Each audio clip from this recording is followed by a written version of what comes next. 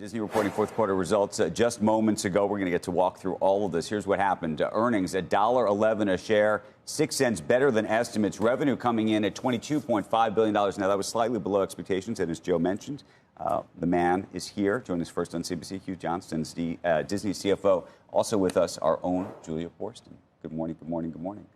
Okay, so there's a whole bunch of things going on in this earnings report. There's some beats, there's some misses, there's buyback plans, dividends. Let's walk through it. Yeah, in some ways, good morning. It's, I think, important to take a little bit of a step back. And so how are we doing over a longer period of time? For the year, we delivered 19% EPS growth, which is, I think, pretty darn good. And in the context of the media and entertainment space, I think is very, very good. And over the last 3 years, we've actually delivered 19% EPS growth per year for the last 3 years. So overall, the company's strategy seems to be working awfully well. Diving a little bit deeper into what I think are some of the most important metrics for the analysts. Number one, DTC, terrific quarter. 12.5 million sub ads, 40% operating income growth, hit $1.3 billion this year compared to $100 million last year. And then the experiences business grew revenue 6% and grew operating income 13%. So overall, we're leaving the year with a lot of momentum, both on entertainment and on the experiences business. And as a result of that, we guided to double-digit EPS growth for the year, doubled the share repurchase, 50% increase in the dividend.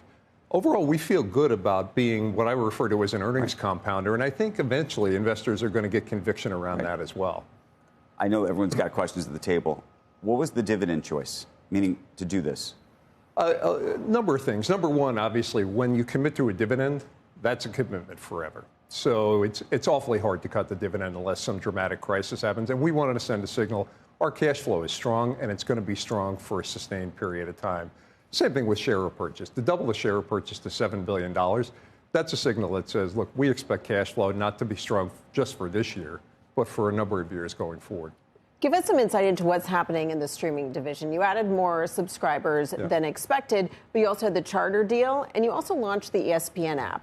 What are you seeing in terms of putting all your ESPN content on streaming due to the value of the bundle? Yeah, it's actually doing very well in the things that we find most important. Number one, reducing churn, and number two, increasing engagement. If you look at the sub increase in total, as you mentioned, about half of it, and this was expected, was the Charter deal and those wholesale subs. But the other half was retail, and with that retail, over half of that was international, which is strategically quite important for us. And the balance of it was the bundles that we're doing with Disney+. With ESPN, one of the things I think we're most excited about is fully 80% of those new retail subs on ESPN are actually bundled subs, which, again, should contribute to engagement, should contribute to retention, and frankly, make the service more valuable over time. And then in terms of the parks division, can you give a little bit more color to what you're seeing in terms of the health of the consumer? Yeah.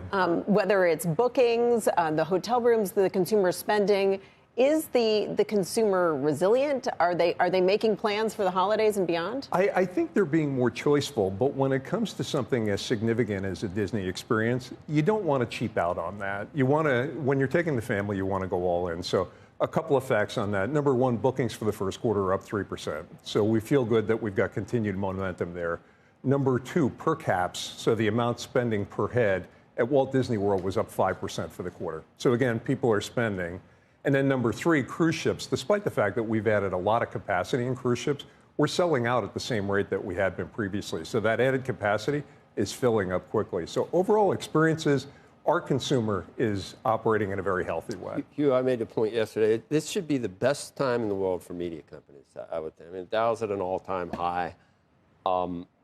There's a lot of wind at the back of a lot of business in the United States, and it's just not happening. And I made the point that if anyone looked set up for success in media, I mean, all the assets that you have seem to help each other. You build a brand, you put it in a theme park, you have great content from studios, you put it on streaming. All these things work perfectly. Yeah. You're at a $200 billion market cap, and Netflix is $500. Came out of nowhere with only streaming. Yeah. What does media look like? Why Joe, I think you make a great point. As I just opened with, Why is it like 19% EPS CAGR for 3 years says to me, we are an earnings compounder and we're a great cash generator. In addition to that, to your point about the Disney ecosystem, let's use Lilo and Stitch as an example. So it was $1 billion movie for it, biggest movie this year, Lilo and Stitch, looking phenomenally good.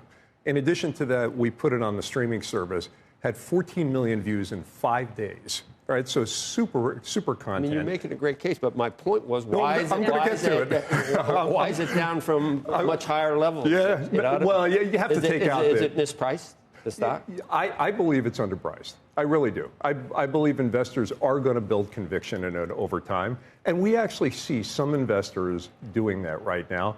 But I think we need to continue to prove the case that, you know what, as we go through this transition, we are going to emerge one of the winners. In fact, we're already one of the winners. So all those other things are additive. They're not a drag on. No, I actually think quite the opposite. I think that integrated ecosystem works really, really well. This whole idea of splitting up assets and all that, that's when you do what you do when you don't have a great business. Well, when you have Netflix a great business, is showing everyone, making everyone think differently. Well, they've got a great business too, but they're very narrow, but they're deep on general entertainment. Our strategy is different. We run broad in terms of DTC. We have news, we have sports, we have broad-scale entertainment, kids entertainment.